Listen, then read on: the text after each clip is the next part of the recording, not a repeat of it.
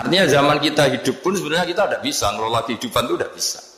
Nah kalau sama nggak bisa nanti setelah mati juga tidak bisa. Ya sudah, ketika kita hidup yang ngelola juga Allah, ketika mati juga yang ngelola. Bedanya apa?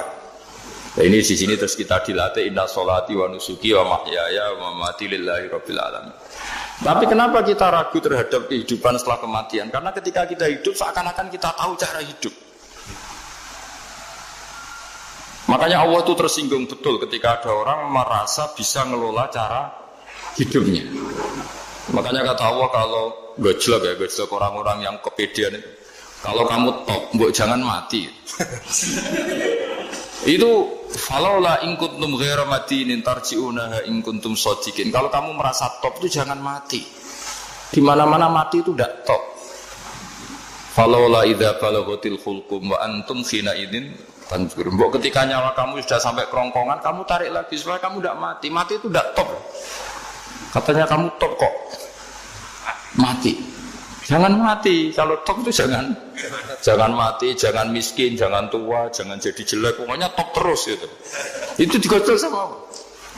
Tapi orang itu lupa bahwa ketika sehat begini kita seakan-akan ngelola kehidupan. Nah gara-gara merasa ngelola seakan-akan kalau mati lalu saya gimana ya kalau mati. Nah cara berpikir masyarakat gini, kalau kampung ini mau dibalik sama Allah, mau ada adab, logikanya yang tahu akan ada adab itu pasti sudah pergi. Padahal Nabi Yunus pergi ini bukan karena takut adab, mangkel.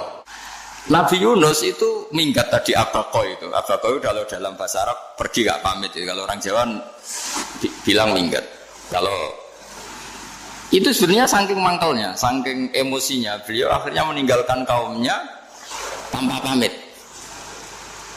Tapi kaumnya itu menjadi tahu bahwa ini serius Yunus. Buktinya dia agak berani di kampung. Berarti mau ada adab betul itu. Dan efek positif dari teori itu, teori kultur tadi. Akhirnya mereka tobat. Saat itu juga mereka wiridan di lapangan. Terus semua kesalahannya diselesaikan. Sampai ada rumah yang sudah dibangun permanen karena di tanah tetangga. Dirobohkan saat itu juga. Bahkan ada batu yang dulu nyuri. 1-2 batu yang dulu hasil nyuri saat itu juga dirobohkan dikembalikan sama penghuni. Hari itu semua kedoliman diselesaikan. Ini penting saya utarakan, jadi tobat itu tidak hanya istighfar. Kalau istighfar ribet, tobatnya orang punya utang terus istighfar gitu kan ribet. Kan ribet itu. Ada punya utang terus minta maaf itu kan ribet itu. Harus diselesaikan itu. Tobat. Terus tobat diterima sama Allah. Batas akhir finish dari harusnya ada adab misalnya Senin, Selasa, Rabu, harusnya Rabu itu sudah kena adab, ternyata Rabu itu tidak kena adab. Nabi Yunus sebetulnya juga penasaran kampungnya itu kena adab tidak, dilihat dari jauh ternyata tidak, tambah kecewa dia gitu. Wah ini saya kalau pulang pasti dibunuh karena saya dianggap pembohong. Di masyarakat situ ada aturan siapa yang bohong dibunuh. Padahal Nabi Yunus ngumumkan nanti Rebu ada azab. Kira-kira gitu. Ternyata Rebu itu udah ada azab, makanya dia sudah di batas kampung kembali minggat lagi karena nanti pulang pasti dibunuh karena dia ada bohong. Ya akhirnya masyhur itu. Terus dia ikut nelayan sekenanya, yang penting lari dari kampung. Ikut nelayan sekenanya. Zaman itu ini saya ulang lagi zaman itu. Nanti ini efeknya nanti ke tauhid. Zaman itu para nelayan tuh kayak sepakat. Kalau ada kapal atau perahu kok mau tenggelam, itu pasti ada yang minggat. Hanya minggat itu pergi tidak terhormat itu. Terus fasahama fakana minal mudkhadin. Nah, dulu tuh orang sudah punya peradaban. Ini cerita kultur, sudah punya peradaban. Punya peradaban. Ya sekarang gini, kalau nyemplungkan salah satu kan tidak adil diundi. Ternyata yang keluar dia Nabi Yunus. Terus mereka tahu ini orang nggak pantas dikorbankan. Dan Nabi di mana-mana itu ganteng. Memang Allah itu punya sunat unik. Nabi itu harus paling ganteng di kampungnya. Nasabnya juga harus paling baik. Kabar-kabarnya juga istrinya harus paling cantik. Itu memang aturannya gitu. Nggak tahu saya. Dulu saya juga janggal, kenapa Nabi aturannya harus gitu. Angen-angen di pemimpin elek ya isin itu maksudnya. Misalnya pemimpin dia masak keriting itu kan piye gitu rasanya terus. Jadi Nabi itu pasti itu paling ganteng di kampungnya, terus dari nasab ya terbaik, terus rata-rata istrinya itu ya selain Solihah itu ya paling ganteng. Karena ya dibully kan, sewar tidak jadi Nabi, bujone elek kan ya ribet kalau misalnya ada yang bully gitu kan juga ribet. Singkat cerita terus dia akhirnya ditenggelamkan, dibuang karena beliau seorang Nabi, faltaqamahul khut. Beliau ditelan ya. Iltiqam itu tidak digigit, ditelan ya. Karena ditelan beliau tidak ngalami dikunyah, ditelan. Iltiqam itu ditelan. Karena beliau seorang Nabi di dalam batnil khut itu di perut. Itu dia wiridan. Dan barokahnya wiridan itu perut ikan ini menjadi masjid. Dia nyaman di situ nyaman karena terus ngalami karomah lah. Andekan wali itu ngalamin karomah.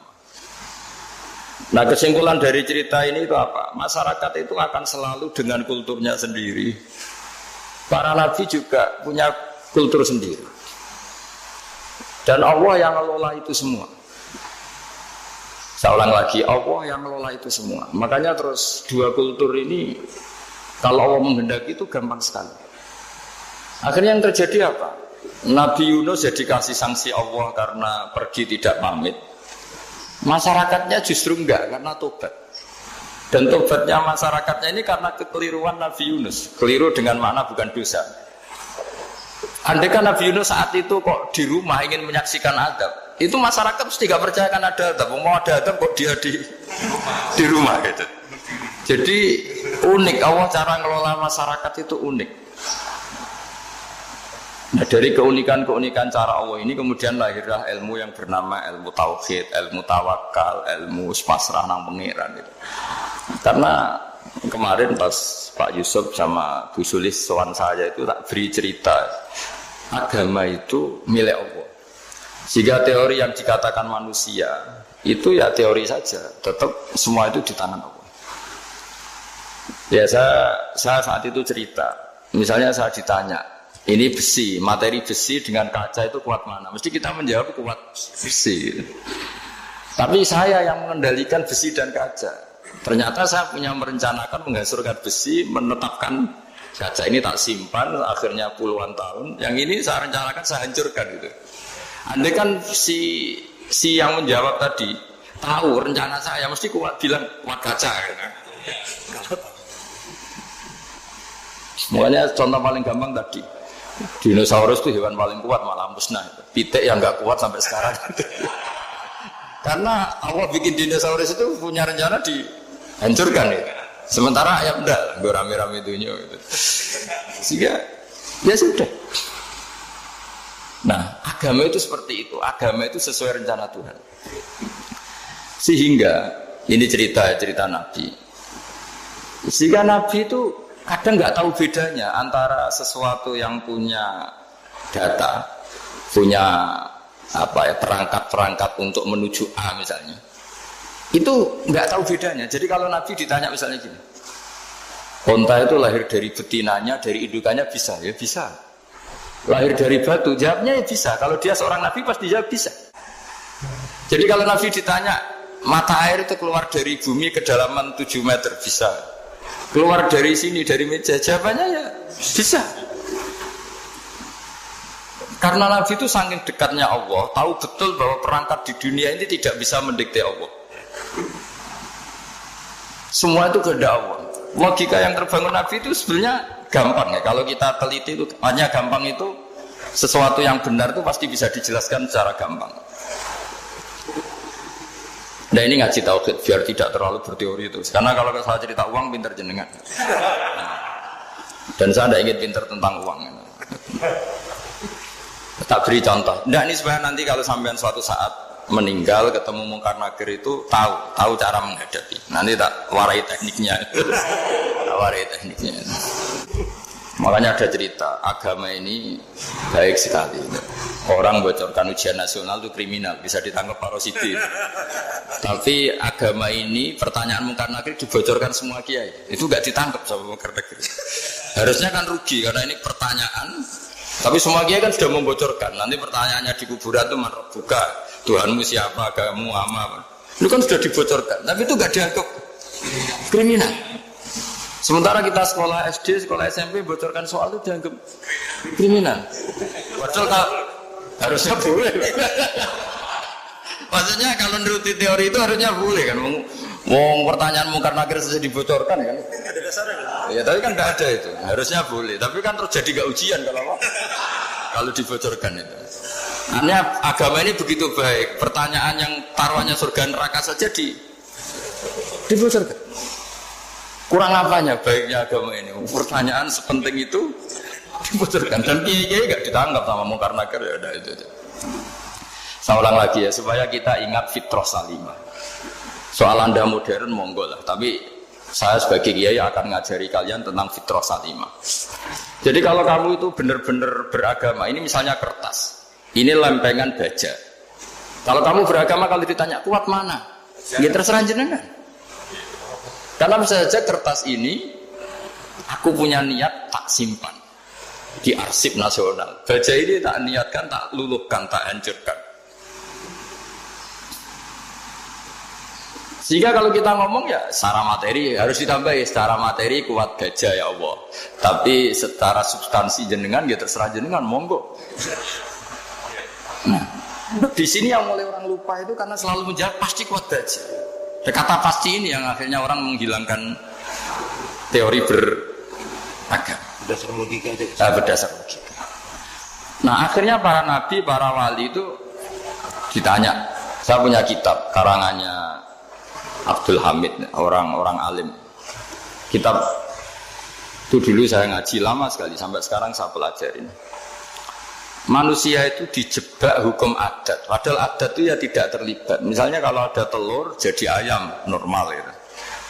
Ya tadi indukan unta melahirkan unta normal itu, indukan sapi melahirkan sapi normal. Tapi kalau para nabi itu bilang ya agak normal. Enggak normal artinya tetap ada kekuatan Tuhan. Indukan unta tahu apa tentang unta? Dia punya kekuatan apa? Bisa melahirkan unta, bisa menciptakan unta di perutnya, bisa ada jantungnya, ada paru-parunya, ada ususnya. Dia bisa apa? Di situ ada tangan Tuhan. Itu. Karena para nabi cara berpikir gitu melihat tembok ya sama. Tembok sama indukan unta itu sama, sama-sama mungkin mengeluarkan unta.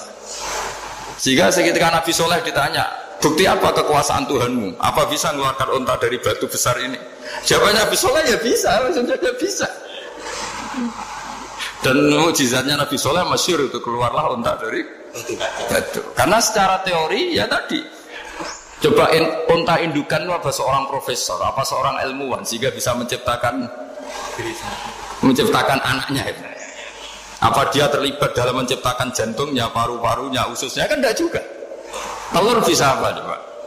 Gobloknya bukan main telur itu kan. Tapi bisa mengeluarkan ayam, dia bisa apa? Nah, para nabi, para wali itu tahu semuanya itu kekuasaannya Allah. Nah, kalau karena kekuasaan Allah bedanya apa dengan tembok? Makanya Nabi Muhammad ketika di padang pasir, semua sahabat bingung nggak ada air, ya Nabi santai aja. Ini gimana Nabi nggak ada air, nanti orang mati kehausan. Nabi ya santai aja. Kamu ingin air katanya? Iya. Nabi nunjuk apa itu ya sudah terus ada air. Ada yang keluar dari jemarinya, ada karena Nabi itu nggak tahu bedanya antara ini mungkin dan tidak mungkin tuh nggak tahunya itu ya semuanya itu Allah. Kalau kamu kan nggak, wah daerah gini nggak mungkin ada air. Ini kan padang pasir. Air itu biasa di daerah hutan gini malah berteori macam-macam. Seakan-akan tidak ada Tuhan. Jadi kalau orang nggak bakat wali pasti berpikirnya gitu. Makanya nggak wali-wali itu orang nggak bakat karena itu kan artinya menafikan kekuasaannya Allah kan. Seakan-akan Allah tidak mampu bikin air di situ. Tapi kalau Nabi santai aja. Makanya Nabi Ibrahim ketika mau dibakar ya santai aja. Menurut beliau api bisa apa? Jadi itu meskipun hukum adat dia selalu berjalan. Normalnya api yang membakar di padang pasir, normalnya ya nggak ada air. Normalnya batu ya nggak mengeluarkan unta. Tapi kamu jangan terjebak oleh keseharian yang Anda lihat. Tetap di balik itu ada kekuasaannya Allah Subhanahu wa Ta'ala.